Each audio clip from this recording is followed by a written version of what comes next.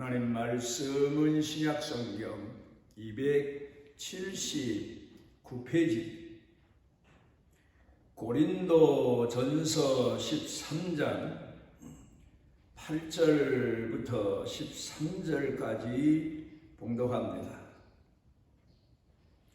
사랑은 언제까지나 떨어지지 아니하되 예언도 패하고 방언도 그치고 지식도 패하리라.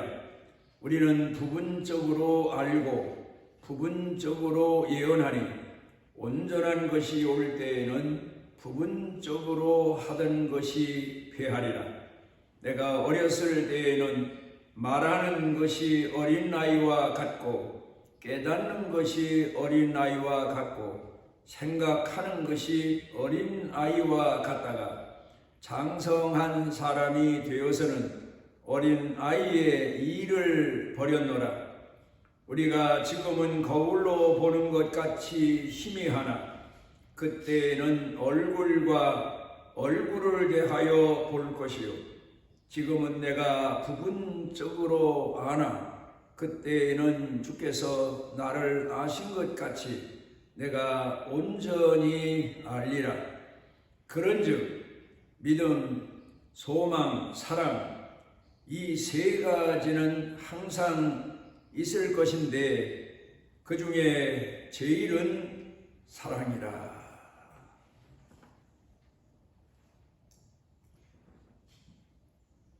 우리나라의 김동길 교수님 하면은 학교에서 학생들에게도 존경을 받던 분이고 또 사회의 많은 사람들로부터 존경을 받던 분입니다. 이분이 한 모임에서 이런 강연을 한 적이 있습니다.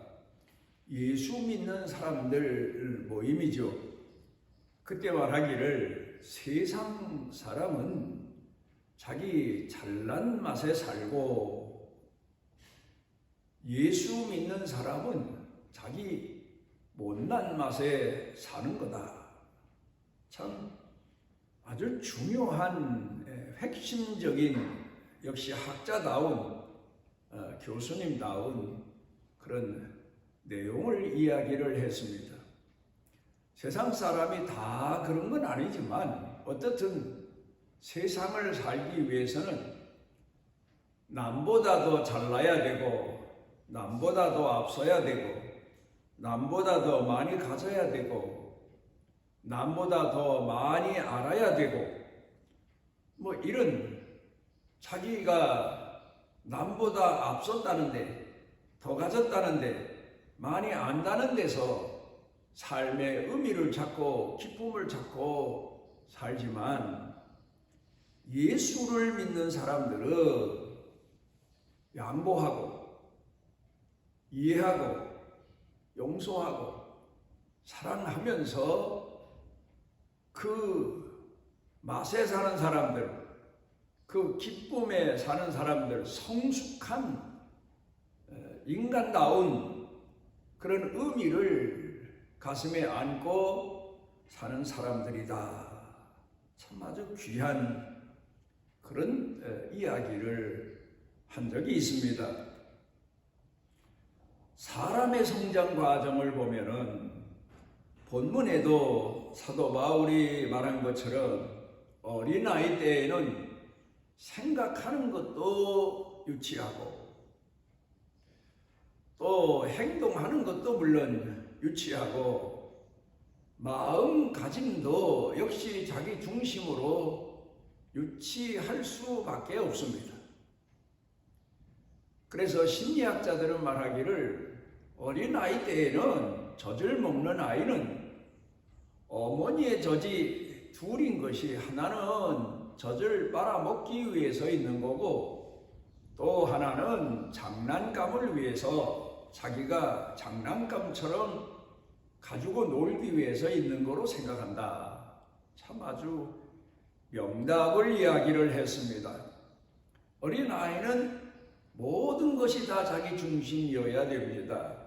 부모도 자기 중심이어야 되고 자기보다 나이가 더 많이 먹은 형제들도 다 자기 중심이어야 되고, 누구든지 다 이 세상은 다 자기를 위해서 있는 것처럼 생각을 하고, 그 생각대로 살다 보니까 어떤 때는 때를 쓰고 그러면서 성장합니다. 그러다가 좀 더 성장하게 되면, 성숙해지게 되면 형제를 알게 되고, 부모를 알게 되고, 은혜가 뭔지를 알게 되고, 화목이 무엇인가 알게 되고, 양보와 이해가 무엇인가를 알게 됩니다. 그렇게 성장한 아이가 자라서 결혼을 해서 가정을 이루면 비로소 형제들 간의 사랑의 의미가 얼마나 큰가 하는 것을 깨닫고, 어려서는 그렇게 싸우던 형제들이 나중에 성장해서는 또 그렇게 가깝게 그렇게 지내는 사람들을 많이 봅니다. 그러다가 사람이 자기 가정을 이루고 그리고 자식을 낳게 되면 자식에게 사랑을 쏟으면서 비로소 사람이 되어갑니다. 사람다운 사람, 성숙한 사람.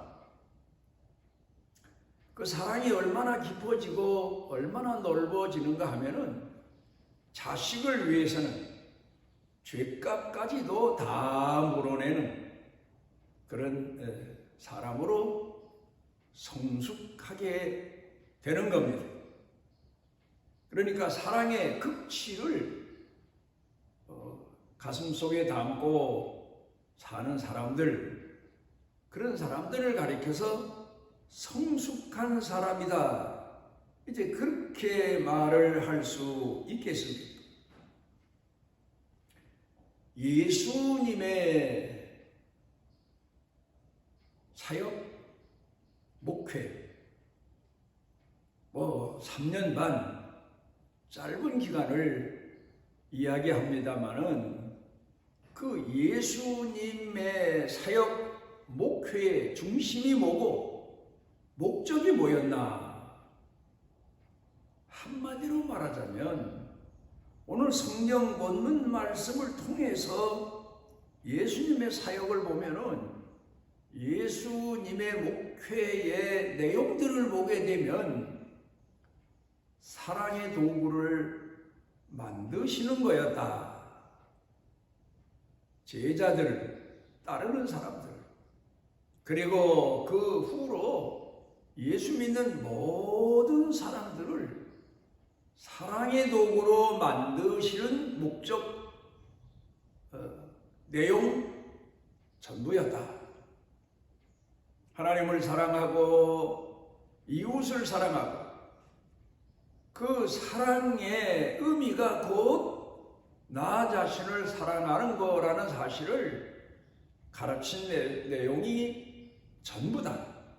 믿음에 대해서도 소망에 대해서도 예수님이 말씀하셨지만, 결국 결론에 가서 전체적인 내용을 놓고 보게 되면 사랑이었다. 사도 바울이 그 사실을 발견하고 오늘 성경 본문에서 믿음, 소망, 사랑 모두가 필요한 것이지만, 그 전체적인 내용을 하나로 표현하자면 사랑이다, 그런 이야기를 했습니다. 그러니까 오늘 교회에서, 교회 하면은 조직체 아닙니까? 목사가 있고 장로가 있고 권사, 집사, 성도가 있습니다. 그 모든 사람들을 통틀어서 한마디로 말하자면 사랑의 도구들이다. 예수님께서 고물상 같은 사람들을, 고물상에 버려진 고물들을 가져다가 거듭나게 하시고 다시 태어나게 하시고 성숙하게 하셔서 결국은 사랑의 도구로 만들어 사용하시는 사람들이 교인들이다. 교회 사람들이다. 그렇게 말을 할 수가 있겠습니다. 우리가 한 가정을 놓고 봐도 할아버지, 할머니, 아버지, 어머니, 그 외 형제들, 자매들, 모든 식구들을 통틀어서 한마디로 표현하자면 사랑의 구성원이다. 사랑의 도구들이다. 할아버지, 할머니도 사랑의 도구요. 아버지, 어머니도 사랑의 도구요. 자식도 사랑의 도구요. 자손도 사랑의 도구들이다. 그렇게 우리가 표현을 할 수가 있겠습니다. 예수님께서 요한복음 15장에 보면 이런 말씀을 하십니다. 사람이 친구를 위하여 목숨을 버리면 이에서 더 큰 사랑이 없느니라. 그 말씀의 의미를 제자들은 무슨 의미인지 잘 몰랐어요.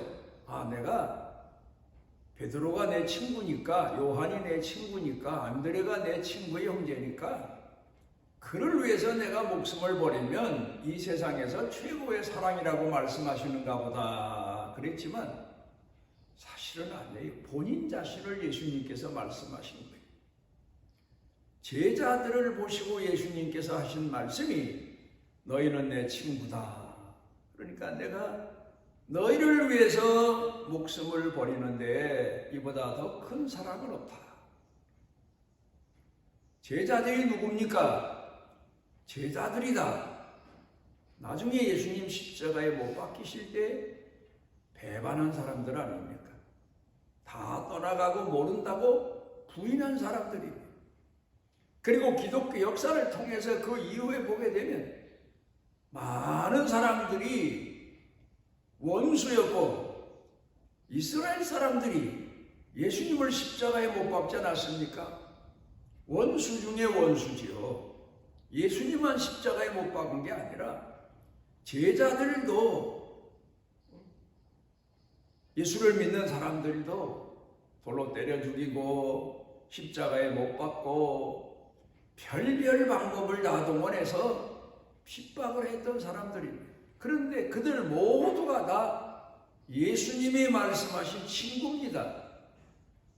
친구를 위하여 모두를 친구로 여기셨어요. 하다못해 마지막에 예수님이 십자가에 못 박혀 돌아가실 때 한편에 있던 강도도 친구여, 내가 오늘 나와 함께 낙원에 이르리라. 친구로 보셨단 말이에요. 모든 죄인들을 다 친구로 보셨어요. 그리고 그들을 위해 목숨을 내어주셨어요. 이보다 더한 사랑이 어디 있습니까? 이 사랑을 가르치신 분이 예수님이시고 실천하신 분이 예수님이시고 그 사랑을 배우도록 제자들을 양육하시고 사람들을 모으시고 원수를 찾아가시고 손을 내미시고 용서하시고 포용하시고 그분이 바로 예수님이셨다. 우리가 구원받았다. 교회에서 그럽니다. 겉으로 보면 세례받고 교인 되었으면 구원받았다. 그럽니다. 그런데 교리적으로 보면 예수 그리스도를 통해서 말씀과 성령으로 거듭난 사람, 그렇게 말할 수 있겠죠. 그런데 그 사람의 표식이 뭐냐? 바로 사랑이에요. 사랑을 받고 사랑을 알고 그리고 사랑을 실천하는 사람들, 그 사람들이 바로 구원받은 자의 표식이란 말입니다. 신구약 성경을 통해서 우리가 배우는 교훈이 구약에 나오는 율법 아닙니까? 그런데 10가지 계명, 거기서 나온 모든 계명이 율법이에요. 그런데 그 율법의 내용도 결국은 하나님 사랑, 이웃 사랑, 그렇게 가르치고 있습니다. 그런데 거기에 자기 사랑이 없어요. 왜 없습니까? 하나님 사랑, 이웃 사랑이 곧 자기 사랑이다. 먼저 깨닫고 예수님 말씀하십니다. 대접을 받고자 하는 대로 먼저 너희가 남을 대접해라. 하나님 앞에 사랑과 축복을 받기 위해서는 하나님이 사랑이심을 알고 하나님을 공경하고 하나님을 사랑하면 하나님의 무한한 사랑을 받게 되고 곧 그것이 나를 사랑하는 겁니다. 내 이웃을 먼저 사랑하고 이해하고 용서하고 원수라도 포용하고 사랑하게 되면 결국 그것이 곧 나를 사랑함이기 때문에 율법에는 특별히 계명에는 나에 대한 사랑의 이야기가 없죠. 그러니까 하나님 사랑과 이웃 사랑이 곧 나를 사랑합니다. 그걸 가르쳐 주시고 있습니다. 심리학자 아둘러가 행복해질 용기라고 하는 책을 썼는데 거기 보면 첫째로 일이 있어야 된다. 사람에게는 가장 중요한 것이 일이 있어야 된다. 일터가 얼마나 중요합니까? 일할 수 있는 곳이 있다는 게 얼마나 중요합니까? 일이 있는 사람은 행복한 사람이다. 물론 너무 일에 지치고 힘들어 합니다만 어떻든 그래도 사람은 일하기 위해 태어났다 할 만큼 사람이 행복하기 위해서는 일이 있어야 된다는 거예요.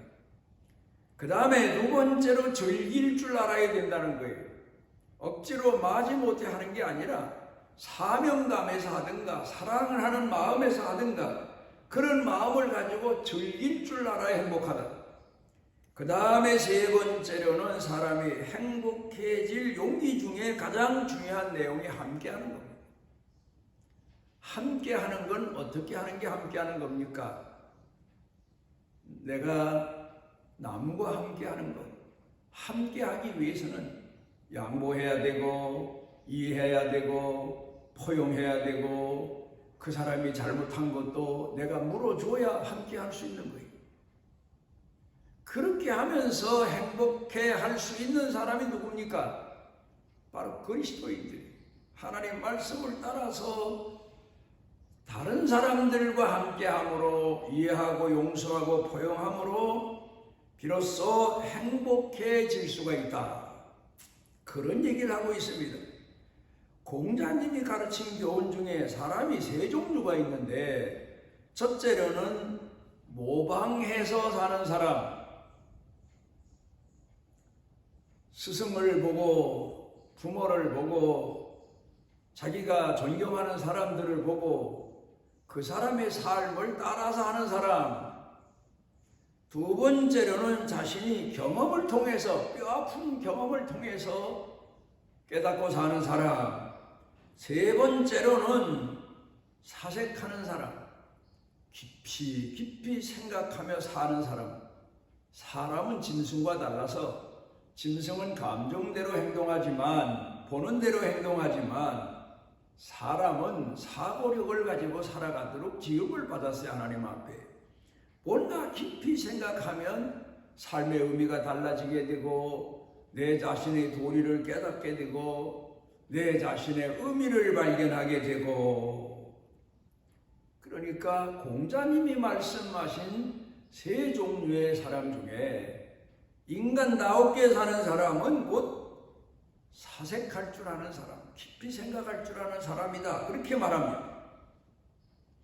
이제 오늘 성경 본문 말씀으로 다시 돌아가 봅니다. 사도 바울이 어린아이를 버렸노라 그렇게 말합니다.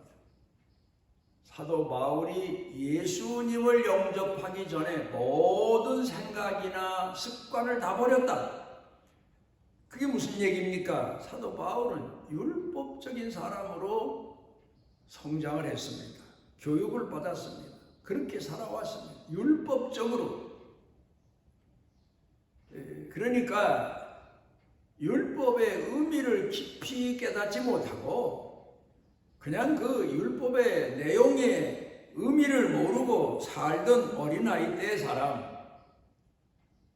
어린아이가 가정에서 태어나서 자라지만 가정의 의미를 알기까지는 성숙해야 되는 것처럼 그러니까 교회의 의미, 율법의 의미를 모르고 살았는데 예수님 앞에 부름을 받고 나서 그가 비로소 사랑이었다는 사실을 알게 된 그때를 생각하면서 어린아이 때 좁은 소견, 좁은 생각, 교리적이고 율법적인 것을 버렸다. 그렇게 말합니다.